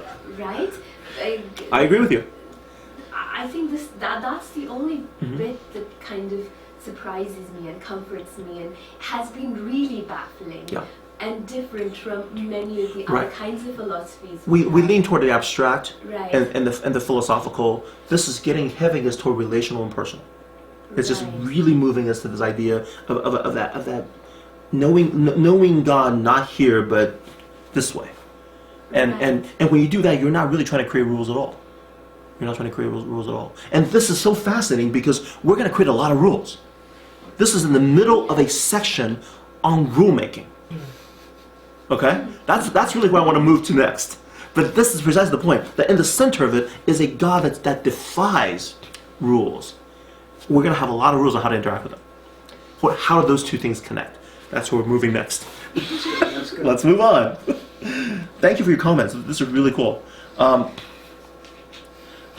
Okay. What we're going to go on, we're going to start talking about chapter 35 in the tabernacle. The situation, you have a sinful God. A sinful people is utterly hopeless. Oh, by the way, let me keep reading, okay?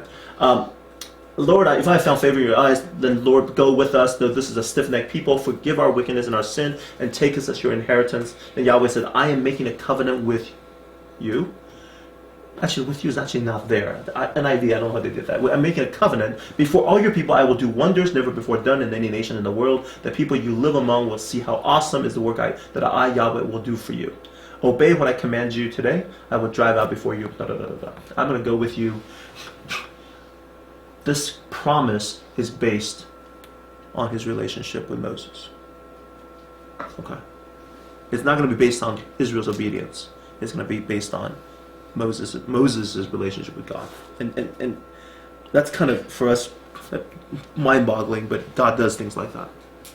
And his inherent goodness. Yeah. Well, inherent goodness, but he is going to take, because he knows Moses now, and because Moses wants this, he's going to do it because Moses wants it. But it lines up also with his... It lines up with his overall nature, absolutely. But Moses wants this. I'm going to do it.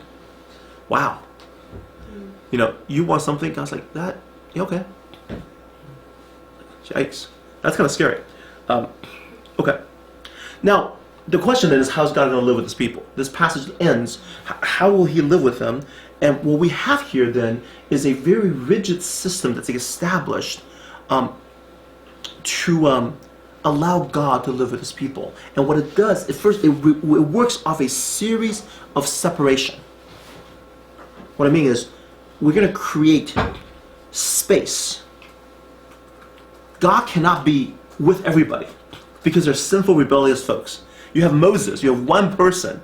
So what God's going to do is he's going to create a sacred space, sacred personnel, sacred seasons. He's going to create this whole series of separation. Okay? So that he is not equally present everywhere on this world. Or equally present with his people. Okay? This is his means of living with a sinful people. Okay?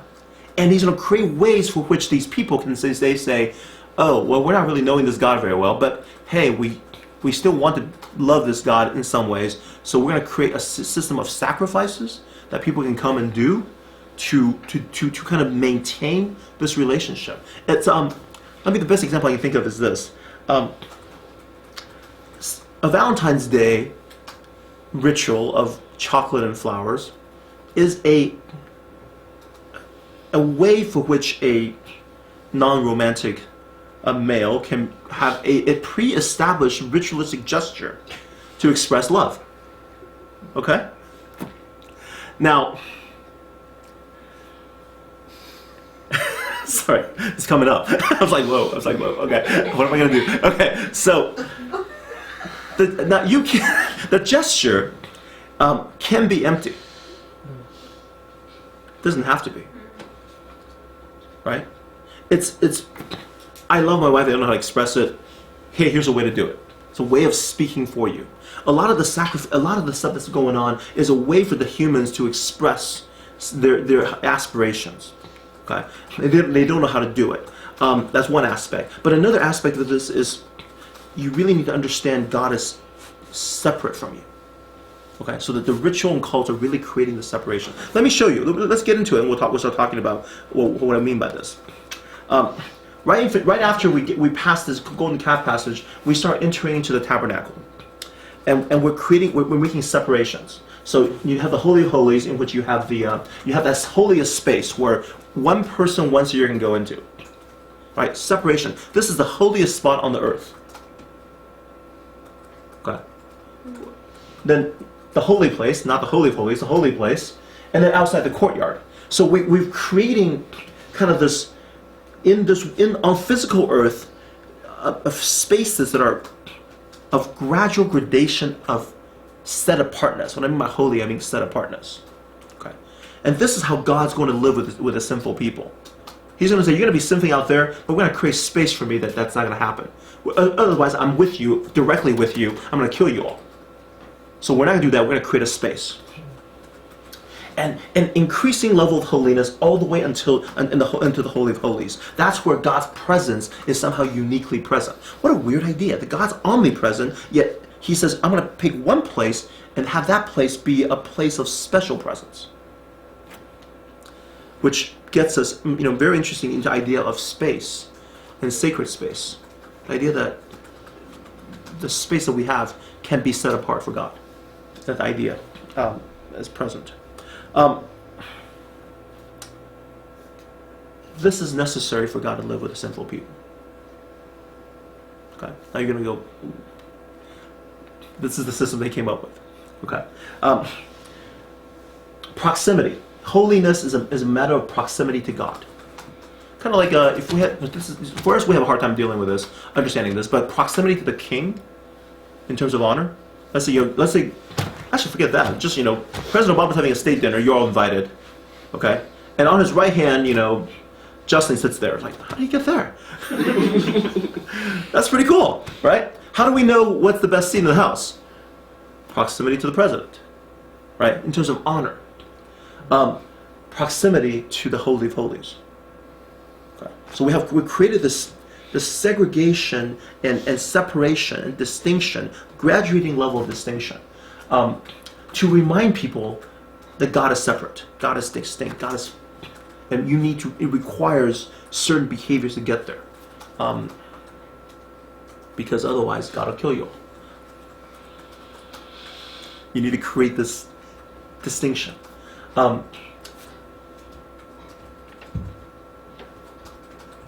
Today, I would say today we don't have that honor idea as much. We should have what? I think we use money, right? What's the most valuable thing is the most expensive thing, right? That's usually kind of how we do it. It doesn't do a very good job. Whereas I think back then the spatial marks value and honor much better than we do today. So our cover is the God's throne, and they're basically created a place for God to live that's separated out from humans, so they can't intrude on it. It's kind of a unique presence, unique space. What is the thing on the far right, kind of near the bottom of it? No, further. Yeah. That's a person, I think. He's wearing blue. He's one of the priests. He's not cut off. That's a priest. He's wearing blue. He's been cut off. He's been cut off. Like a cropping did not do well. He's been chopped in half. Sorry. Okay. So space.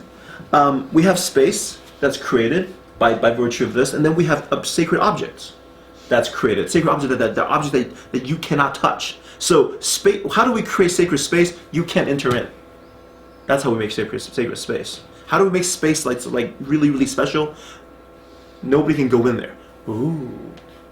Okay. How do we make objects special? You can't touch it. Right. So that's kind of the way it's done. Holiness is created by restriction, by limitation. That's actually the definition of holiness.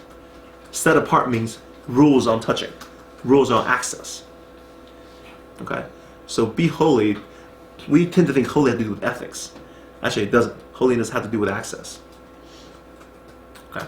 18 inches. I'm sorry? 18 inches. That's right. I'm holy, man. No touching for 18 inches. Marker. So the USA is one of the most holy nations.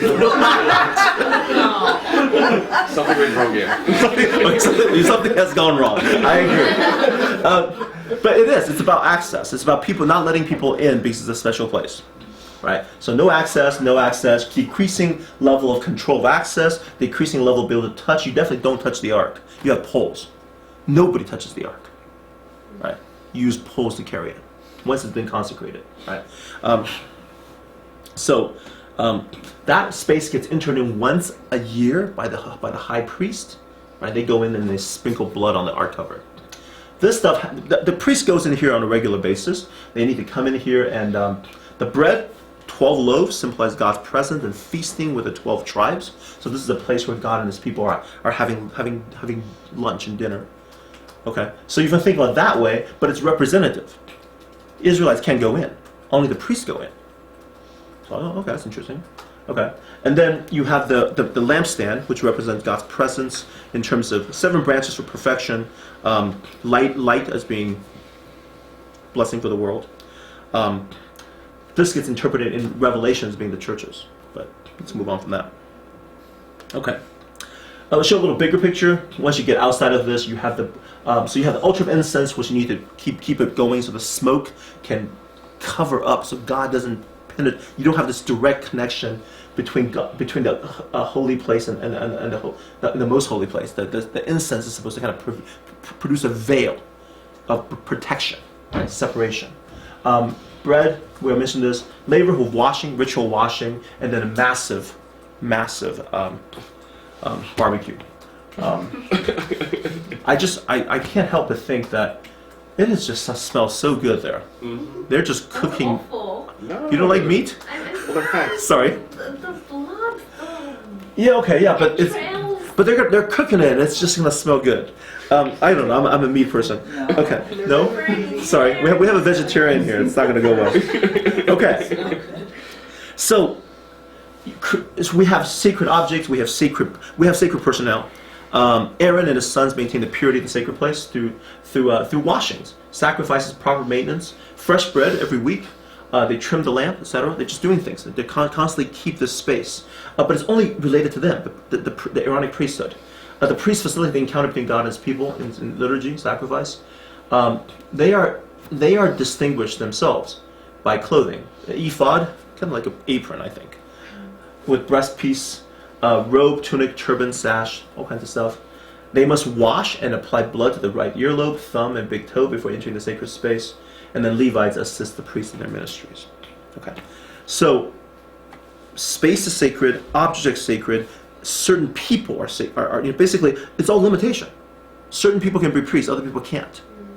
Right? It's just keep creating that sense of space, which means you're creating distance, and by creating distance, you value what's really far away. Now God is far away, and now God is valuable, so we can, we actually create this idea of value. And also God has space to say, okay, thank goodness I don't have to kill these people now, because I have space that's been created for me. So I can live with these people, but heavily, a lot of intermediary between me and the people. Sacred time. So space, time, objects, people. Morning, evening, lamb sacrifice begins and ends temple service. Every single day. Okay?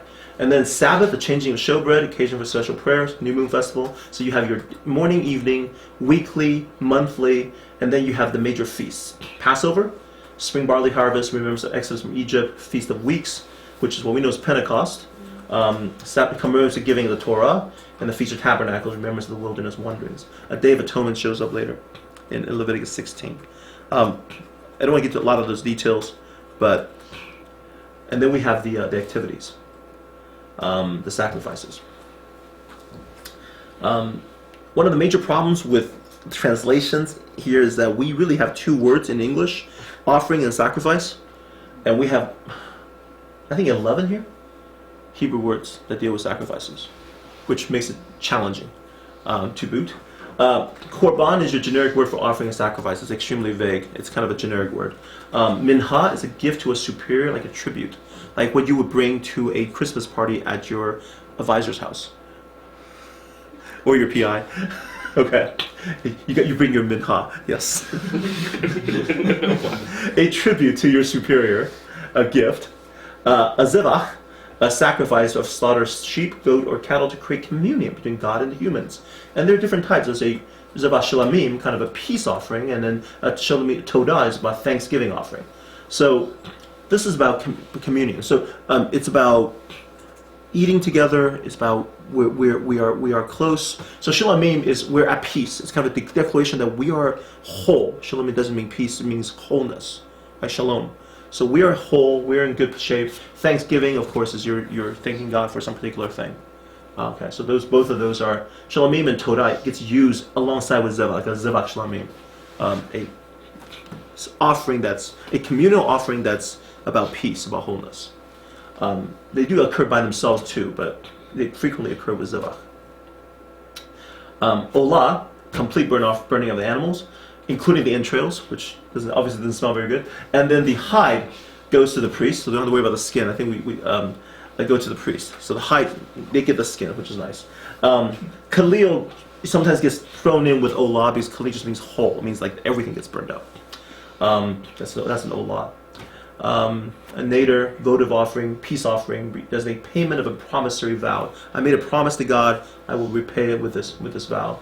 And then a nedavah, a free will peace offering, suited for any occasion, and added here to worship. And I'm going through this quickly. I want to look at the last two, which is actually what most people think sacrifices are for.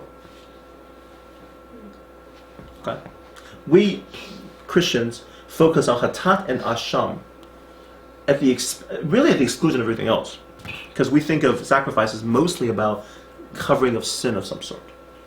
Okay, so what is the complete burning of the animals for?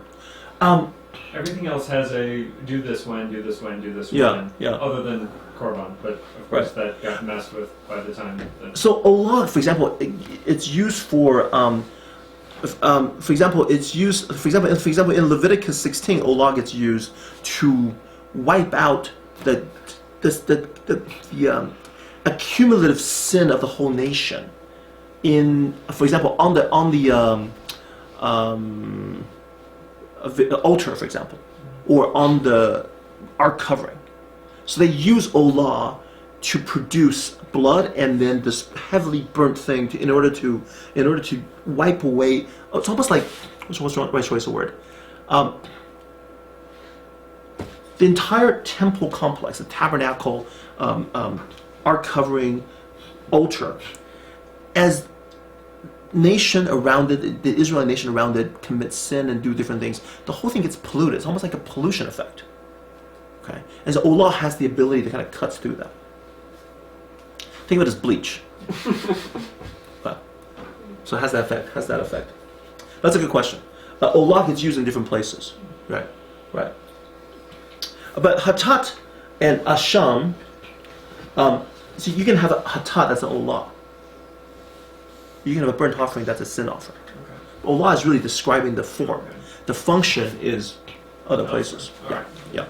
So this is interesting. A scholar named Iverbeck proposes. I think it's a plausible reading.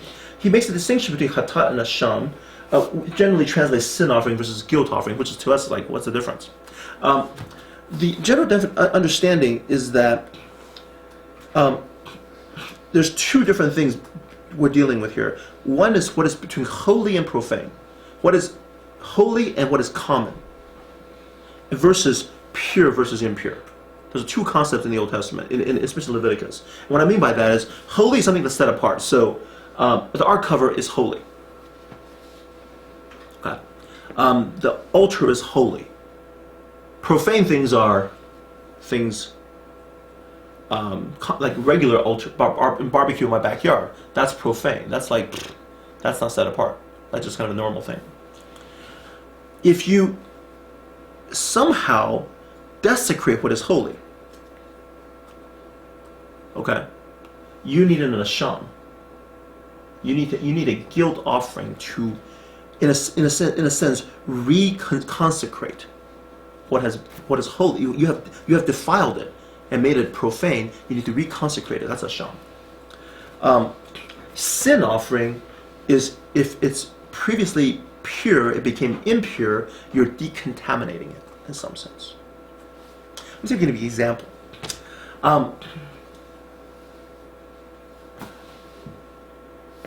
A priest who, let's say, through some incorrect touching, didn't wash before he did this offering, made the altar profane. Okay, he needs to offer a sham to reconsecrate the altar. Okay. But let's say a priest who became impure through touching a dead person, a corpse. He needs a hatat, a sin offering, to make himself decontaminate himself from the impurities of corpses. Okay, so it's like weird concepts for us. I understand. Would you have to do a hatat before you could do an asham? Can you help me with that? Would you have to cleanse yourself, like decontaminate yourself before you could consecrate something else? Oh, interesting idea. I don't know. Okay. Sorry, I don't know how precisely that works. But what's going on here is then when people sin, we're dealing with usually impurities. Okay, they become impure, so they need a hatat. But sometimes you even think about a sham is required because you're dealing with, we're supposed to be holy people, so we're supposed to be consecrated. So these are ways in which they're either defiled, which means reconsecrated, or versus they're made dirty, which means they need to be decontaminated. Both views are in play here. Okay. What you don't have in any of this is that the animal is taking on the punishment of humans. Okay. This is where I want to see the whole picture. Is that all of this, most of this, is focused on creating the space for relationship with God. A communion sacrifice, a peace sacrifice, a thanksgiving sacrifice, an offering sacrifice. Oh yeah, you've been defiled. A cleansing of defilement. Okay, reconsecration. So these are all things that are done to create the space for God to relate with you again. Because you need this, because you're sinful people. Okay. Not only are you space away from God, we have ways for you to get okay again with God. Okay. But it's not penal. In the sense that there's a punishment involved here.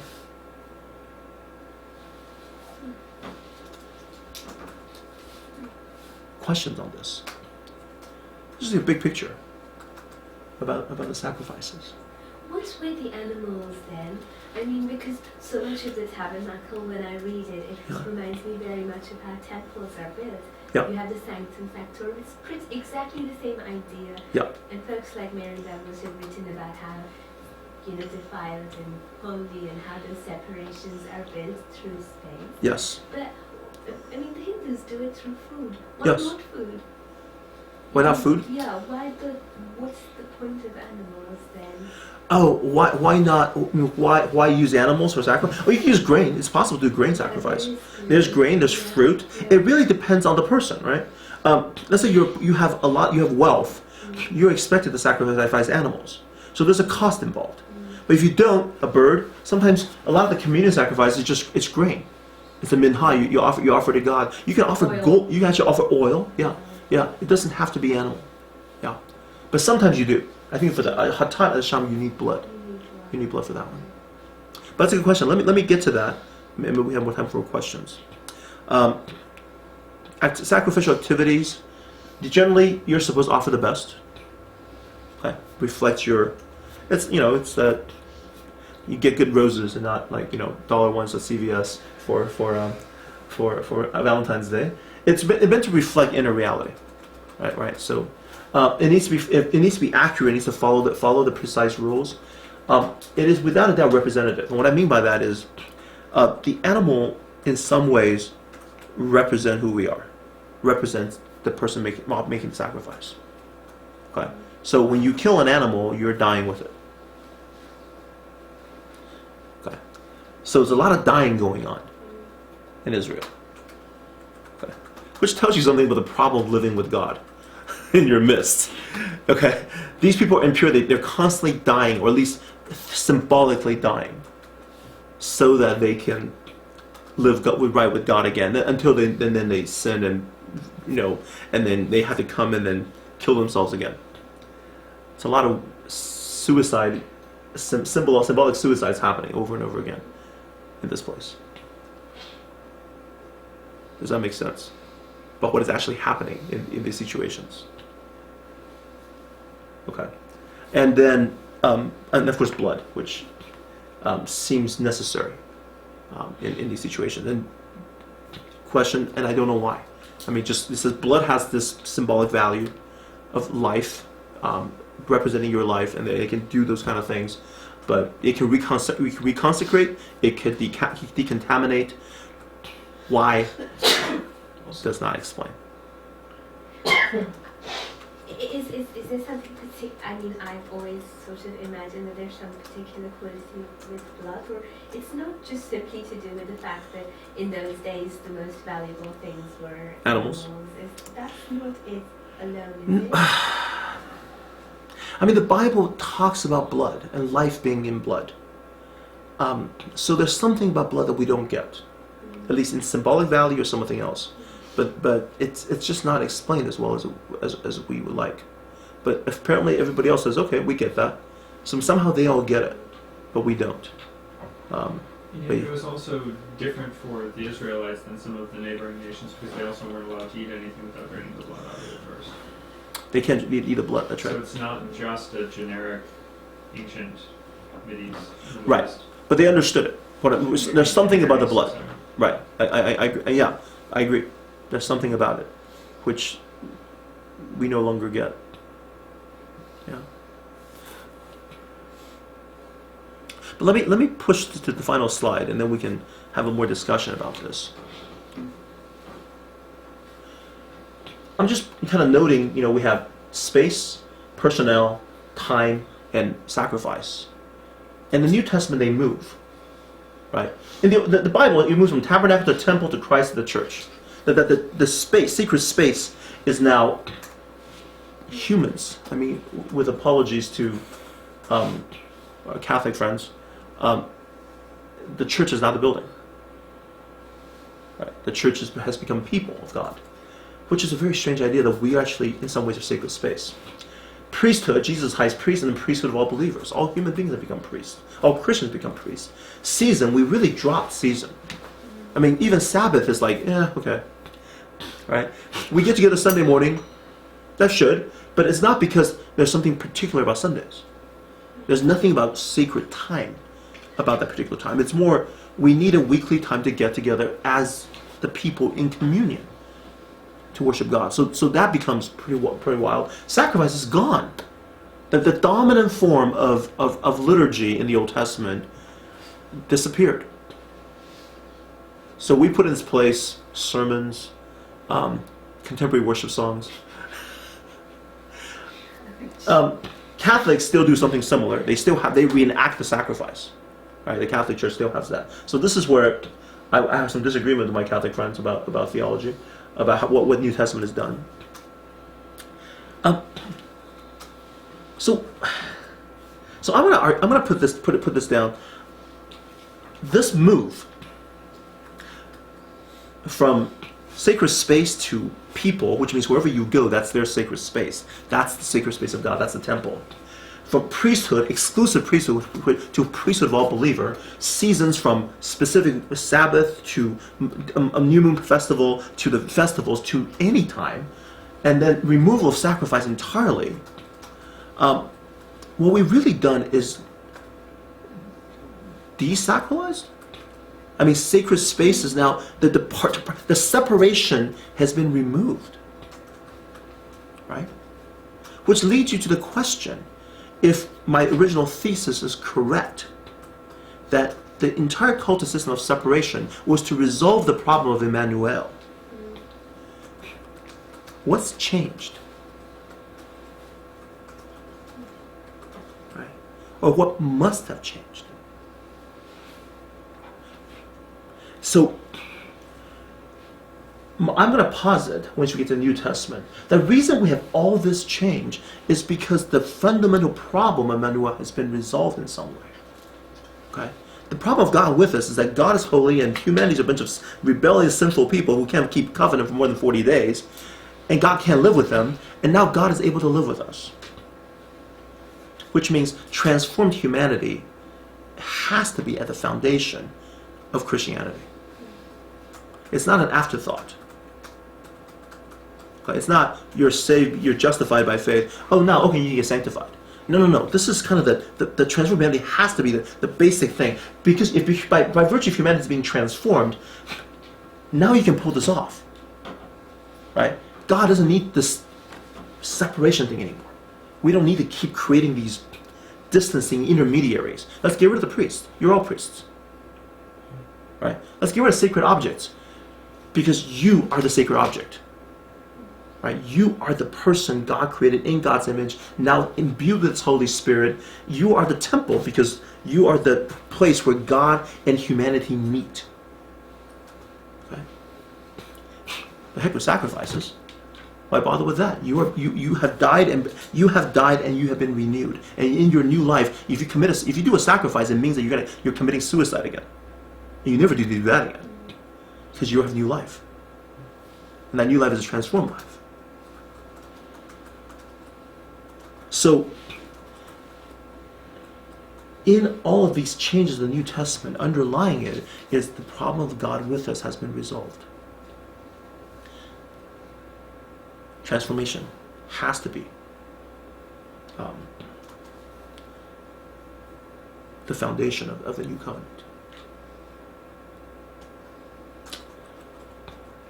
Charles, I track with you all the way up until that last transformation.